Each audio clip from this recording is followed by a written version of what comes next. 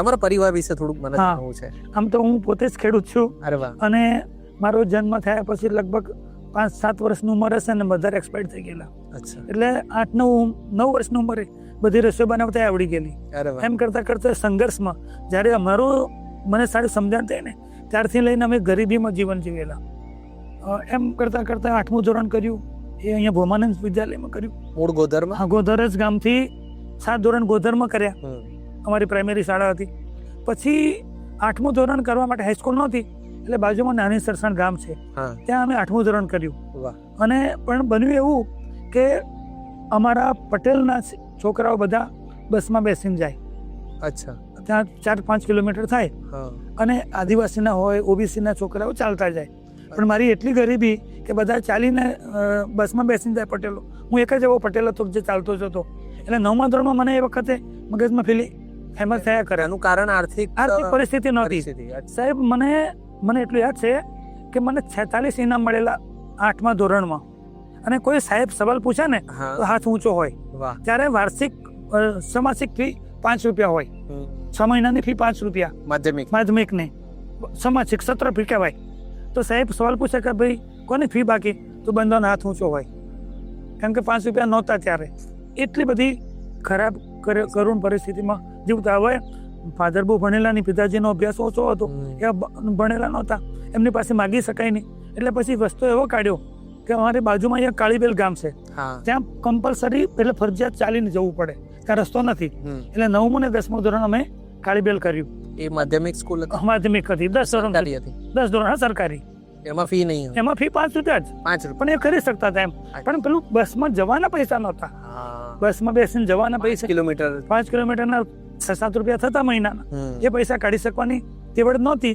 એટલે પછી કાયમ માટે મગજને કોસવું અને અંદર ઇન્ફિરિટી થયા કરે કે બધા બસમાં જાય હું ચાલીને જાઉં. એ ના થાય એટલા માટે રસ્તો જ નીકળવાનો હતો કે ભાઈ પૈસા કોની પાસે મગાવ્યા નહીં. એટલે પછી 9મું અને 10મું કાળીબેલ કર્યું. પછી કાળીબેલમાં જ્યારે અમે 1977માં પાસ કર્યું ને કાળીબેલ, ત્યારે શારદા વિદ્યાલય કાળીબેલનો આખા પંચમહાલ જિલ્લામાં સૌથી સારું પરિણામ આવ્યું. અરે વાહ. અને એમાં એની વખતે તો જૂનું પંચમહાલ. હા, જૂનું પંચમહાલ. એટલે કારણ કે અમારે 41માંથી 38 બાળકો પાસ થયેલા અને 2-3 સબ્જેક્ટ હું પણ ભણાવવા લાગતો હતો ટીચરની રીતે. વાહ. એવી રીતે શિક્ષક બનવાના એ વખતના જ હતા. કારણ કે મારા મિત્ર એક હતા રમણભાઈ, એ જૂની SSC ભણતા. અમે બેન જતા ને ચાલતા 5 કિલોમીટર તો ખભામાં થેલો હોય અને હાથમાં કાગળિયું હોય, નોટ હોય. લેસન ત્યાં જ કરવાનું હોય દિશામાં જ. કારણ કે ઘેર તો બધું જ કામ કરવું પડે. મને વાસી દઉં, પાણી, છાશ બનાવતો, છાશમાંથી માખણ કાઢતા બધું આવડી ગયેલું 10 વર્ષની ઉંમરે. વાહ. એટલે બધું જ સંઘર્ષ બધું શીખી ગયેલા. અને ઘરમાં કોણ કોણ હતું? મારા પિતાજી, મારા મોટા ભાઈ અમદાવાદમાં નોકરી લાગી ગયેલા. એ 74માં અમદાવાદ ગયેલા. એટલે મારાથી એક મોટા બેન હતા. એ માનું હું કામ કરે અને બેનનું પણ કામ કરતા હતા. અને એમના 75માં લગ્ન થઈ ગયા 75માં. એટલે આવે જાય કરતા હતા. અને મારાથી નાના બેન અમે 3 ને મારા પિતાજી અમે અહીંયા રહીને ભણતા હતા.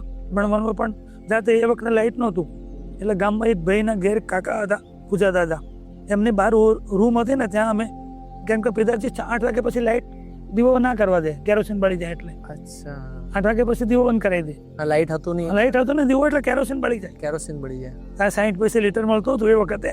પણ ત્યારે એ પૈસા ક્યાંથી લાવવા? એટલે પછી અમે શું કર્યું, 2-3 છોકરાઓ એક રૂમમાં ખાલી વાંચવા દે દાદા, અને ત્યાં અમે વાંચીએ. એવી રીતે 11મું ધોરણ પછી મેં લુણાવાડા SK હાઈસ્કૂલમાં કરી. SK હાઈસ્કૂલમાં. ત્યાંથી એમ થયું કે લાવો આગળ વધારે ભણવા માટે જઈએ. અને પછી 12મું ધોરણ સર્વોદય વિદ્યાલય વડાસા કરેલું. ત્યારે પણ હું ક્લાસ સ્કૂલમાં બીજા 3જા નંબરે હોઈશ. અને પછી મને મેડિકલમાં એડમિશન મળ્યું 79માં. પણ ત્યારે 750 રૂપિયા ભરવા માટે નહોતા. કદાચ બધી જમીન વેચી દઈએ ને તો એટલે પૈસા ના મળે. એટલે બીજો વિકલ્પ નહોતો. પછી એવું કર્યું કે કંઈક તો કરવું પડશે. એટલે ભાઈ BE સિવિલ કરવું તો 5.5 વર્ષ થાય, પૈસા નહીં, અને ત્યાં રૂમ રાખીને રહેવાનું. કેમ કે હું બહારનું ખાવું નહીં, બહારનું પાણી પણ ના પીવું. અમે સ્વામિનારાયણમાં માનીએ અમારા જે મંદિરમાં બેઠા છીએ ત્યાં. એટલે લગભગ 77થી સ્વામિનારાયણ સંપ્રદાયમાં એકદમ સુસ્ત પાલતો થયેલો છું. ત્યારથી બહારનું ખાવા પાણીનું બધું. અને બધા પણ મતલબ ફેમિલી પણ ફેમિલી પછી અમારે ધીરે ધીરે સત્સંગ પિતાજી નહોતા પાળતા, પણ પછી 83-84માં એ પણ એક અમારો પ્રસંગ બની ગયેલો ચમત્કારિક. અને 81માં પછીથી એ પણ સ્વામિનારાયણમાં પડ્યા, કારણ કે મારે તો જે રસોઈ બનાવે એમનું જુદું બનાવી આપવાનું, અને લસણ ડુંગળી વગરનું હું જુદું બનાવતો ત્યારે પણ આવડી ગયેલું બધું. તમે બનાવતા હતા હા. જમવાનું, વાહ. કોઈ ના હોય ત્યારે એ રીતે સંઘર્ષ કરતા કરતા મેડિકલ ના થઈ શક્યું, તો હું જો BE સિવિલ કરું હા 4.5-5 વર્ષ થઈ જાય, એટલે મેં કોઈ ડિપ્લોમા કરી દઈએ તો 3 વર્ષમાં નોકરી મળી જાય. correct. એટલે એ સિવિલ ડિપ્લોમા સિવિલ કરવા માટે પોલિટેકનિકમાં પૈસા ભરી દીધા 22 રૂપિયા, પણ પછી ખબર પડી કે આખા દિવસની છે સ્કૂલ, પેલી કોલેજ પોલિટેકનિક કોલેજ કઈ જગ્યા પર? અમદાવાદમાં અંબાવાડી, જ્યાં આપણે ભૂપેન્દ્ર પટેલ સાહેબ પણ અમારી જ બેચના હોત, મેં ભર્યા હોત ને તમે બધા એક બેચના હોત, વાહ પણ વાહ. મારા પૈસા કાઢી નાખ્યા. પછી વિચાર કર્યો કે ભાઈ આખો દિવસ કોલેજ કરીશ તો હું પૈસા ક્યાંથી લઈશ, એટલે પછી બીજો વિકલ્પ નતો મારી પાસે, એટલે અમે શોધી કાઢ્યું તો અમદાવાદમાં RC ટેકનિકલ કોલેજ છે, જે એક જ એન્જિનિયરિંગ કોલેજ હતી, જે સવારની હોય, મોર્નિંગની 12-12:30 વાગે છૂટી જાય. બપોર પછી ફ્રી? હા, એટલે મેં DTM કરેલું છે, ડિપ્લોમા ટેક્સટાઇલ મેન્યુફેક્ચરિંગ. અચ્છા. એ 12 વાગે 12:30 વાગે છૂટી જાઉં, પછી હું ફેક્ટરીમાં મજૂરી કરતો. એક દિવસના 8 રૂપિયા મને મહેનતાણું મળતું, એટલે મહિનામાં 240 રૂપિયા મળે, એમાં બધું થઈ જાય. એમાં 40 રૂપિયા 60 રૂપિયાની રૂમ જે સમયે મળતી હતી, અને બાકીના 100-150 રૂપિયા પાછા ઘરે પિતાજીને મોકલવા પડે, ને એમ કરીને સંઘર્ષમાં ભણી, વાહ. અને ભણ્યા પછી તરત જ 6 મહિના ઇન્ટર્નશીપ કરેલી રિલાયન્સમાં, આજે ઓનલી વિમલ તરીકે અમને ફેક્ટરી ધીરુભાઈ અંબાણીનું ટેક્સટાઇલ યુનિટ હતું નરોડામાં. અને ત્યાર પછી નૂતન મિલમાં 1 વર્ષ ઇન્ટર્નશીપ કર્યા પછી, અને છેલ્લે ટાટા મિલમાં મેં નોકરી શરૂ કરેલી, એડવાન્સ મિલ. લગભગ 83 ને 79 થી 83 માં હું પાસ થઈ ગયો, વાહ. અને એ તરત જ નોકરી અમને એ વખતે મળતી હતી મિલોમાં, સમજી ગયા. હા. અને 5 વર્ષ આમ તમારો અભ્યાસ જોવા જઈએ તો ડિપ્લોમા. એ સમય વખતે બહુ ઓછા લોકો ભણતા હોય, હા એવા વર્ગમાં તમે? હા, ત્યારે હું મારા ગામમાં પહેલું ઇંગ્લિશ પણ મેં લીધેલું છે. મારે પહેલા કોઈ ગોધરમાં ઇંગ્લિશ લઈને પાસ નથી થયેલું, અરે વાહ. અને કોઈ સાયન્સ વાળું પણ નહોતું અમારે પહેલા, હા. એટલે ગામમાં પહેલું કહેવાય એવું. હા. કે હું 11મું ધોરણ જ્યારે કરતો ને, ત્યારે જે તે સમયે એક NCERT ની પરીક્ષા આવતી હતી, એમાં ગ્રેજ્યુએટ, અમારે 10મું ધોરણ ગ્રેજ્યુએટ કહેવાતું, સેકન્ડરી અમારી વખતે શરૂ થયેલી. તો હું 11મું ધોરણ લુણાવાડા ભણતો, અને એ પરીક્ષા આપેલી આપવા ખાતર. પણ બન્યું એવું કે ગુજરાતમાં મારો જે તે સમયે બીજો નંબર આવેલો. અચ્છા, NCERT ને? NCERT માં. એટલે આમાં કેવું હોય કે તમને તરત જ નોકરી મળે. પછી મારું ઉંમર ઓછી હતી, પરીક્ષા આપી દીધેલી, અને બેંકમાં મારું સિલેક્શન થઈ ગયું હશે. અચ્છા. હવે હું મોડાસા ભણું, અને અંગ્રેજીમાં ટપાલ આવી હશે ઘેર, બેંક ઓફ ઇન્ડિયામાંથી. અચ્છા. હવે વેકેશનમાં જ્યારે અમે 79માં 12મું ધોરણની વેકેશન પડ્યું, હોસ્ટેલમાંથી ઘેર આવ્યા, તો બધું સાફસૂફ કરતા હતા. તો ભગવાનની મૂર્તિની પાછળ એક કાગળ હતું. અચ્છા. એ ખોલીને જોયું ને, તો એમાં એપોઇન્ટમેન્ટ લેટર હતો. બોલો. કે ભાઈ તમે આવી જાઓ. પછી અમે, હું ને મારે બનેવી છે અમના ગામમાં રાણજીન પાદડી, અમે ત્યાં બેંકમાં ગયા, તો કે તમે 7 મહિના લેટ પડ્યા. 7 મહિના સુધી ખબર નહીં કોઈને, પિતાજીને કોઈને ખબર નહીં કે ભાઈ તમારે, નહીંતર હું બેંકમાં નોકરી કરીને રિટાયર થઈ ગયો હોય 10મા ધોરણના બેઝ ઉપર. એ જતું કર્યું. પછી એટલે ઘરની અંદર બી કોઈને ખબર નથી કે આ ટપાલ કાઢ્યું, મૂકી દીધું એમ. યસ. આવું જે તે સમયે બનેલું. વાહ. પછી 12મું ધોરણ થી વાણીને અમે જે ડિપ્લોમા ટેક્સટાઇલ કર્યું ને, પછી તો ટાટા એડવાન્સમાં 5 વર્ષ કરી, વાહ. અને ત્યાર પછી 5 વર્ષ સોમા ટેક્સટાઇલમાં જોબ કરેલી. દરેક જોબ તમારી ગુજરાતમાં જ રહી? ગુજરાતમાં જ. વાહ. અને એ વખતે પણ એક અમારા માટે મિરેકલ બનેલો. મિલમાં હતો ત્યારે, એ વખતે રશિયાનું આખું પાર્ટ જુદા પડી ગયેલા. હા, રશિયાનું રશિયાનું આખું તૂટી ગયેલું રશિયા. અને અમારી મિલને, એટલે એડવાન્સ મિલને, સ્લબ જે યાનમાં ફોદા આવે છે ને, સ્લબ વાળું, એનો બહુ મોટો ઓર્ડર મળેલો. અચ્છા. અને હું ત્યારે એપ્રેન્ટિસશીપ કરું, એટલે અમારે ત્યાં 14-15 મોટા મેનેજર ટાઈપના અધિકારીઓ, એ બધું એનું સંશોધન કરે, અને મને પટાવાળા તરીકે રાખે, હેલ્પર તરીકે. કારણ કે નવો હતો, એને કંઈક નાનું મોટું કામ કરવા. ઇન્ટર્નશીપ 3 મહિના સુધી બધા મહેમત થયા, ઘણા બધા પ્રયોગો કર્યા, પણ એ કન્સેપ્ટ ફેલ ગયો. અચ્છા. અને પછી જે તે સમયે અમારું ટાટા મિલના જે ડાયરેક્ટર હોય ને, એ મહિનામાં એક હતા પ્રોજેક્ટ મેનેજર, એ આખાના હેડ સુપ્રિન્ટેન્ડન્ટ, એ 5 દિવસ અહીં બેસે મહિનામાં, અને બાકીનો દિવસ બોમ્બેની મિલોમાં બેસતા હતા. કેમ કે ટાટા ગ્રુપનો બોમ્બેમાં બહુ મોટા પ્લાન્ટ, મોટી મિલો છે. તો 3 મહિના પૂરા થઈ ગયા ને એ લોકો સરેન્ડર કરવાના હતા કે નહીં થાય એમ. ત્યારે મારા સિનિયર હતા ને, સ્ટલેકર સાહેબ હતા, અને મેં એમને રિક્વેસ્ટ કરી, સાહેબ આપણે 2 મહિના તો આપણે જતું કર્યું છે, આજનો દિવસ મને ટાઈમ આપો, હું મારી રીતે કરી જોઉં એમ.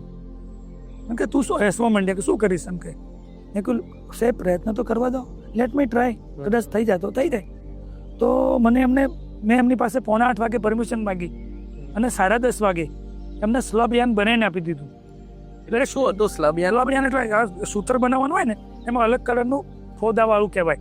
સ્લબ આવે મોટા મોટા, અંદર ગળફા આવે, અચ્છા, એવું ઘણા બધા પહેરતા હોય છે પેલા. તમે જુઓ તો સ્લબ, સલતાન જેવું આવે. હા, અંદર બીજો તાર બીજો હોય, એટલો ભાગ ફૂલેલો હોય તાર, હા, હા. સ્લબ કહેવાય. એટલે ગળફો કહેવાય. ગળફો તારમાં જાડું અંદર આવતું હોય, બધા ખાદીમાં લગભગ હોય છે. અચ્છા. પણ એવું યાન બનાવવાનું કોઈ જગ્યાએ બન્યું નતું ને, એવું ઓર્ડર મળેલો. તો દરેક સ્ટેજ ઉપરથી મેં દરેક નમૂના મૂકી રાખેલા એ દાડાને.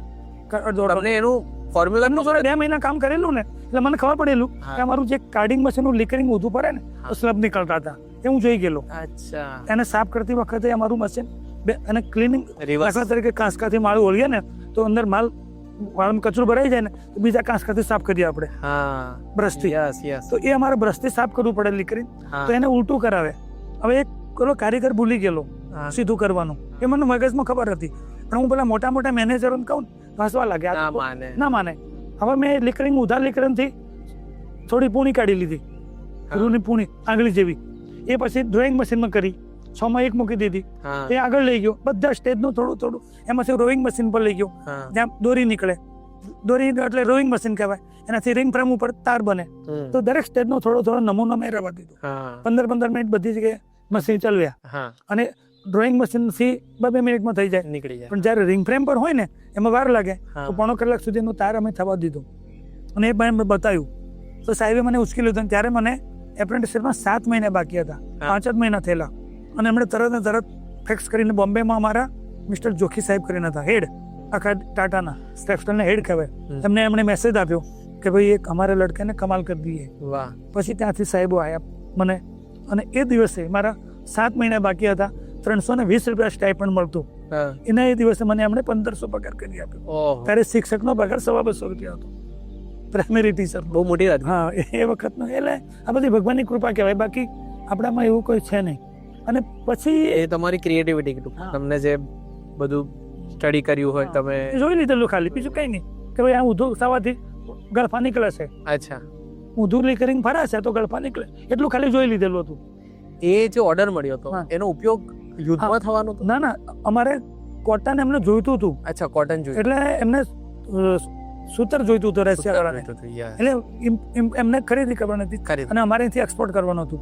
એટલે બહુ મોટો ઓર્ડર કહેવાય. એ વખતે કરોડોનો ઓર્ડર અમારી મિલને મળેલો, ટાટા મિલને. અને સ્પેશિયલ કેસમાં મને ત્યારે મારું રેકોગ્નિશન કર્યું, આખું સ્ટાફ બધાને ભેગા કરીને જે તે સમયે. અને મને એ દાડે હું ક્વોલિટી કંટ્રોલમાં હતો, SQC કહેવાય અમારું, સ્ટાન્ડર્ડ ક્વોલિટી કંટ્રોલ, એ વિભાગમાં હતો. અને પછી એક એવું પ્રસંગ બનેલો, આમ તો જો કે કેવું ના જોઈએ, અમારી મિલમાં બીજી જગ્યાએ જોબ વર્ક કરાવતા હતા મિલ વાળા. અચ્છા. કે બીજા કાપડ બનાવીને અમારું ત્યાંથી કોટનના પેલું યાન મોકલીએ. યાન એટલે સૂતર, અને બીજી જગ્યાએ એનું વણાઈને આવે. તો એક જગ્યાએ મને મોકલ્યો ને, ત્યારે એનું બધું સ્ટાન્ડર્ડ બરાબર નહોતું. જે હું વાત કરું છું 86ની 83ની સાલમાં. અને જ્યાં પરીખંડ, મારું નામ ના લેવું જોઈએ પણ તારું બધું છે નહીં એટલે કહેવાય, પરીખંડ કંપની હતી. અચ્છા. અને એ લોકો અમારું જોબ વર્ક કરે. અચ્છા, એટલે તમારા સબ કોન્ટ્રાક્ટમાં કેવું? હા, અમારી બિલે એને કામ આપેલું. અચ્છા, ઓકે. અને એ અમે ચેક કરીએ ને કાપડ, પછી અમારી મિલમાં પાછું આવે. એટલે હું ચેક કરવા માટે ગયો ને તો એક મણમાં 20 કિલોની ભૂલ હતી. એના પર પીક યાન હોય ને, હા, તમે તાણો ને વાણો, એને અમે વર્ક ને ગલું કહીએ, તો એ બધું અલગ અલગ હોય. એટલે ભૂલ હતી, ઓછા હતા, કાઉન્ટ ઓછા. એટલે આપણે માની લો એક કંપની એ સબ કોન્ટ્રાક્ટ, બીજી કોઈ કંપની એક કંપની ધારો કે 20 જોઈતા હોય ને, આને બદલે 15 કરેલા, શું કાપડ થઈ ગયેલું. કરેક્ટ. પનું જોઈતો હોય 40 સેન્ટીમીટરનો, એવો શો હતો. બધી ઘણી બધી ફોલ્ટ વાળું કાપડ હતું. એટલે માલ બધો સ્ટોક થઈ રહેલો. પછી હું ત્યાં ગયો ને, એટલે મને તો પહેલી વખત સાહેબ કરે સાયકલ લઈને ગયેલો.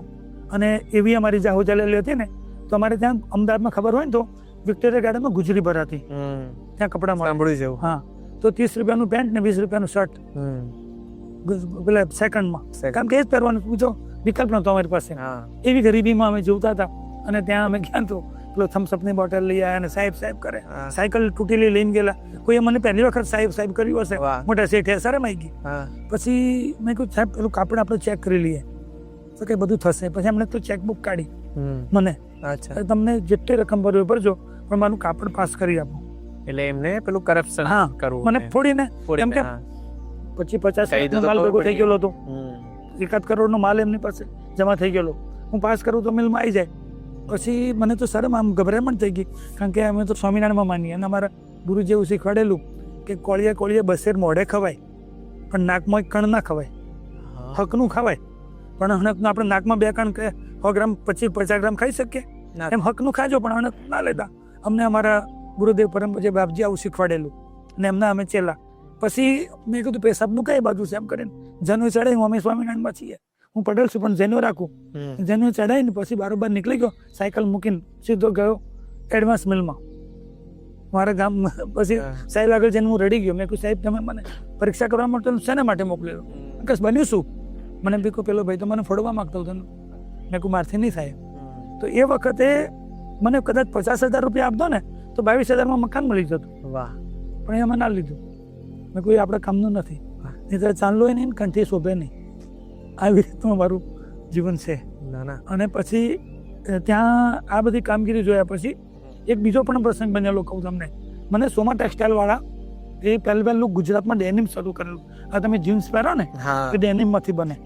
અને પહેલું ગુજરાતમાં કર્યું હોય ને ભારતમાં તો અરવિંદ મિલે કરેલું, નાનું ના, મોટું નામ. યસ. અરવિંદ મિલે શરૂઆત કરેલી હમ. અને પછી કર્યું સોમા ટેક્સટાઇલે. અચ્છા. તો સોમા ટેક્સટાઇલને ફોલ્ટ આવતા હતા, ભૂલ થતી હશે. ભૂલ થઈ અંદર લૂપ બની જાય મોટો જાડું તારવા, હા, એવું થાય છે ઘણી વાર. અને એમાં અને કાણા પડી જતા. કાણા પડીએ. હા, એટલે એટલે ડટ્ટી જેવું. હા. હા. એટલે ફોલ્ટ ને લીધે કાપડ એક્સપોર્ટ ના થાય, વેચાતું નહોતું.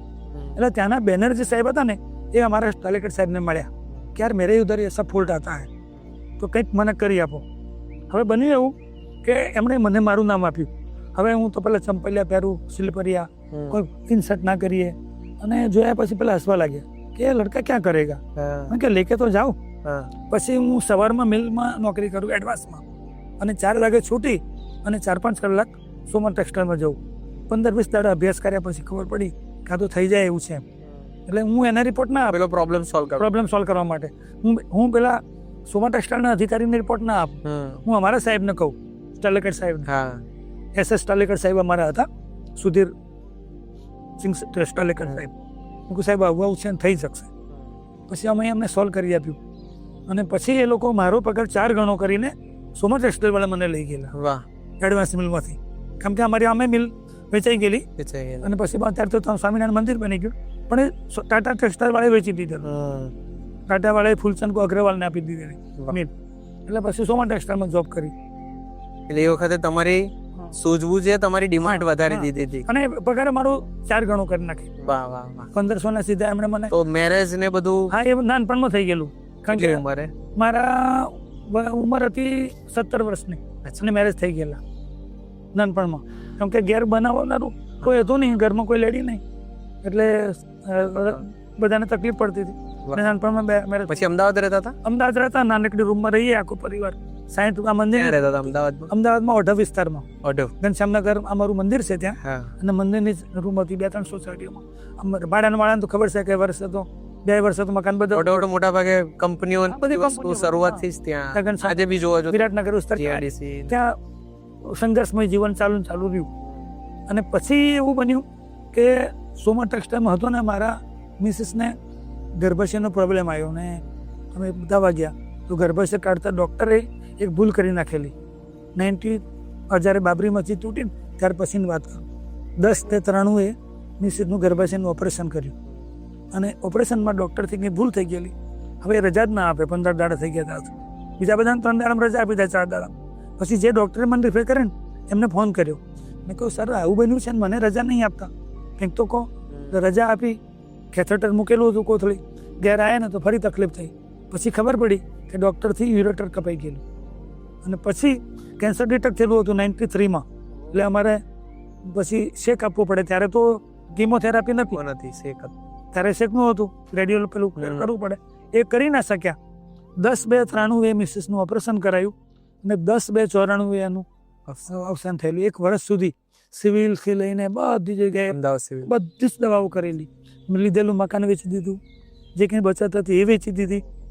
અને લગભગ 7-8 લાખ રૂપિયાનો એ જમાનામાં ખર્ચો કર્યો હશે. ઘણા બધા અમારા હરિભક્તો મિત્રોએ મદદ કરેલી, પણ ભગવાનની મરજી એવી કે બચાવી ના શક્યા. એટલે એ વખતે અમે જોબ છોડી દીધી ત્યાં. સોમા ટેક્સટાઇલમાંથી. અને પછી ઘેર હતા બેકાર, એટલે 95માં પછી હાલોલમાં એક કંપની છે શંકર કપડા નિર્યાત, એ ખાલી કાપડ એક્સપોર્ટ કરતી. હજુ છે? હા, ના, એ બંધ થઈ ગઈ. એ બી લાંબો ઇતિહાસ છે. એમાં એવું બનેલું કે એ કંપનીમાં અમે ગયા ને ત્યારે 40 પેલા વિવિંગ મશીન હતા. અને પછી ધીમે ધીમે અમે લોકો સેટઅપ કરેલું. ત્યારે કોઈ હતું જ નહીં સેટ. અમારા સેટ એટલે જે રેખા હિરોઈન છે ને, મનોજ અગ્રવાલ જોડે લગ્ન કરેલું, એના નાના ભાઈ એ અમારા સેટ હતા, રાજીવ અગ્રવાલ. અને એમના સસરા એટલે પિરામિલ ગ્રુપ, બોમ્બેમાં બહુ મોટી ઘણી બધી ટેક્સટાઇલ યુનિટ કહેવાય ને, એમણે અહીંયા હાલોલ યુનિટ કરેલું. એમાં અમે ચંદ્રપુરા ગામમાં રહું. મને પેલું ગામડું ગમે, સિટી બહુ ના પસંદ પડે. હાલોલની પાસેનું ગામ છે, ત્યાંથી 3-4 કિલોમીટર થાય. અને ત્યાં નોકરી કરીએ, બાળકોને ત્યાં ભણાવીએ અમારા. એમ કરતાં કરતાં એવું બન્યું. કેટલા બાળક હતા? મારે 2 દીકરી ને 1 દીકરો, જૂના મિસિસના. અને મિસિસ એક્સપાયર થઈ ગયા પછી મેં 1 વર્ષ પછી રીમેરેજ કરેલું. એની 1 દીકરી છે. બાળકો સચવાઈ જાય? હા, બાળકો સચવાને એમના એટલા માટે. હવે ત્યાં બન્યું એવું કે અમારે ત્યાં એક ભાઈ, નામ નહીં આપું, અમારું જે ક્વોલિટી કંટ્રોલ હોય ને કાપડ એક્સપોર્ટ થાય ને એ પેકિંગ અમારે કરવાનું હોય. અમે કંતાનની ઘાસડીઓ મંગાવીએ, એમાં પહેલાં રોલ પેક કરી અને એક્સપોર્ટ કરવાનું થાય. પેકિંગ કરવા માટે જે કાપડ કંતાનું છે ને સીવવા માટે, પેકિંગ માટેનું, એ મટીરિયલ આવે એમાં અમારી સહીથી આવે. હવે 11,000 રૂપિયાની ઘાસડી આવે. જે ભાઈ લાવે ને એ રવિવારે લઈને આવે. 4 નંગ લાયા હોય તો 2 પાછી લઈ જાય, ખરાબ છે એમ કરી. અચ્છા. એટલે એન્ટ્રી ઇનવર્ડને તો થઈ જાય ને આઉટવર્ડની ના થાય. આવું મારે ધ્યાનમાં આવ્યું ને એટલે પછી હું સહી ના કરું. આ તો ખોટું છે. પછી તમે નહીં માનો, મેં અમારા શેઠને વાત કરી. મેં કહ્યું સર, આ તો હાલ ચોરી કહેવાય. મને એમ કે શેઠ ખુશ થઈ જશે, રાજી થશે. એની ચોરી આપણે પકડી હોય, એ માલિક હતા, તો તમને બધાને શોખ લાગશે સાંભળ્યા પછી. એ મને ક્યાં रहा, तो मेरे पास दूसरा कुछ काम नहीं है क्या, सबकी गलती ढूंढता है. मैं कहूँ सर आपका मैं बचाव कर रहा हूँ. अरे क्या फालतूगिरी करता है, वो करता तो करता है, तेरे को क्या जाता है, साइन कर देनी चाहिए. પછી મને તારે ખવાય ના પડે, હું પણ ના આવી. તો અમારા ગુરુજી બાપજી ત્યારે વાસના બિરાજે. હું બનેલી ઘટના કહું છું. 99 સાલની. ગુરુજીનું નામ? અમારા ગુરુજી પરમ પૂજ્ય દેવનંદન સ્વામી કહેવાય. અમે બાપજી કહીએ છીએ. અત્યારે તો અંતરદાન થઈ ગયા 2-4 વર્ષથી. તો એમની મેં વાત કરી કે બાપા મારે આવું બન્યું છે, મારા શેઠને મેં ચોરી પકડીને આપી અને તો મારી પર ગુસ્સો થયો. તો મારા બાપજી બોલ્યા કે પોતે ફૂટેલો છે ને એ ચોર હશે, કે આ કંપની લાંબી ચાલશે નહીં. પછી અમે રાજીનામું મૂકી દીધું. બોલેલા મારા ગુરુજી, આ લાંબો ટાઈમ ચાલશે નહીં આ કંપની. રાજીનામું મૂક્યું, મારું પીએફ આવી ગયું અને કંપની 1.5 મહિના પછી બંધ થઈ ગઈ. હજી એ બંધ છે. અને પછી એટલે જીવનમાં ગુરુ હોવા કેટલું જરૂરી છે એમને મેં ફોન કરીને કીધું આવું બન્યું છે. અમારા ગુરુજી ભણેલા તો 3 જ ધોરણ છે, પણ એમની એક વાત બહુ મસ્ત મને નાનપણમાં શીખવાડી દીધેલી કે આ બધું સંઘર્ષમાં અમે કેમ કરતા ગયા. અમને કીધું કે આ લાંબો ટાઈમ ચાલશે નહીં, તું મૂકી દે, છોડી દે. પછી છોડીને અમે લોકો ઘરે આવ્યા ઘરનું. અને પછી શું થયું કે 2-1 વર્ષમાં મારા દીકરાનું અવસાન થઈ ગયું આકસ્મિક રીતે 2003માં.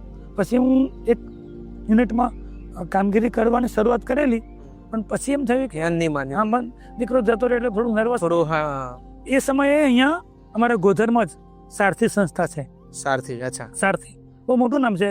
એનજીઓ સારામાં સારી એનજીઓ, જે તે સમયે તો બહુ સુપર એનજીઓ હતી. અને એના ડાયરેક્ટર ગિરિરાજસિંહ રાહુલજી 2003માં મારી દીકરીઓ અમારે ત્યાં એ વખતના જમાનામાં આજથી 25 વર્ષ પહેલા નાનપણમાં લગ્ન કરાવી દે. 15-17 વર્ષના લગ્ન કરાવી દેવું પડે. એટલે અમે બધા સંબંધોનું શોધતા હતા લગ્ન કરવા માટે. અને દીકરાનું એક આકસ્મિક અવસાન, કરુણ પ્રસંગ બની ગયો. હવે અવસાન થઈ ગયું એટલે મને એમ થઈ ગયું કે હવે કંઈ કરવું નથી. આમ તો સમજણમાં દડાવ રહેવો જોઈએ, પણ રહ્યો નહીં. મને લગી ગયા એમ કે એક તો પિતાનો જીવ, જો 91માં પિતાજીનું અવસાન થયું હતું, ભગવાન બોલતા લઈ ગયેલા છે. આખું ઘર બેઠું હતું. અને પિતાજી જ્યારે ધામમાં જવાના થયા ને, અમારા ગુરુજીને મહેસાણા હતા ત્યારે વારંવાર ફોન કરાવડાવે, ત્યાંથી મહેસાણાથી ફોન પર વાત કરાવડાવી. પછી અમારે સંતો દર્શન દેવા માટે આવ્યા અને કીધું કે તમને આજે લઈ જશે, પણ સાંજે ભગવાન લેવા ના આવ્યા. તો કે ભગવાન તો મને લેવા નહીં આવ્યા. કે પછી કેટલી ઉંમર હતી પપ્પાની? એ વખતે 63 વર્ષની ઉંમર હતી. નાની ઉંમર? હા, 63 વર્ષની ઉંમરે. એમને ટીબીની તકલીફ હતી. અચ્છા. અને એ ધામમાં ગયેલા 91માં. પછી 94માં મિસિસ ધામમાં ગયા, મારા ધર્મપત્ની ધામમાં.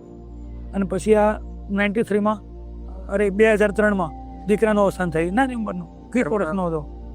Back to back. હા. એટલે થોડુંક આમ તો અમારી સમજણ પ્રમાણે તો ડગી ના જવાય. અત્યારનો તો મેચ્યોરિટી પણ મારી ઉંમર ઓછી, સમજણ ઓછી, એટલે થોડુંક અંદર આમ એમ થયા કરે કે આ બધું કેવું થઈ ગયું, જીવનનો કોઈ ગોલ પછી આમ એવું થઈ ગયો, નર્વસ થઈ ગયો. એટલે અહીંથી ગિરિરાજસિંહ બાપુ અમને મળવા માટે રોજ આવે, બેસવા માટે. હવે એમને ખબર પડી કે મણિભાઈએ નોકરી છોડી દીધી છે, કામ કરતા નથી ડ્યુ ટુ ડિસ્ટર્બ થઈને એમ. એટલે એમને ત્યાં હવે આપણે સારથીમાં નોકરી નથી, કામગીરી હું કરતો હતો સારથી સંસ્થામાં, મારે કામ નહીં, પણ એ મિત્ર. અચ્છા. એ મિત્ર એટલે એ બેસવા માટે આવે. હા, એ ખાલી મળવા આવે ને, બે મરણ થાય તો કેમ બેસવા આવે. એટલે એમને ખબર પડી ગઈ કે મણિભાઈ કશું કામ કરતા નથી, એમને નોકરી છોડી દીધી. એટલે હું રોકું મનીષભાઈ, મણિભાઈ તમને, એટલે સંસ્થાકીય વિષયોને સમજવાનું કદાચ તમારું શરૂઆત સારથીથી થઈ શકે. હું એ જ વાત કરું છું. હવે બન્યું એવું કે આ વાતને 2-4 મહિના થઈ ગયા હશે, હું ખેતીવાડીનું નાનું મોટું કામ કરું, નોકરી કંઈ જ નહીં, ખાલી બસ કંઈ નથી કરવું એમ થઈ ગયું. હવે છોકરો છે નહીં, કોના માટે કરવું ને એમ બધું એમ નેગેટિવ વિચારો આવી ગયા. હવે ડિપ્રેશનમાં થોડુંક એવો વિચારો થયા કરે.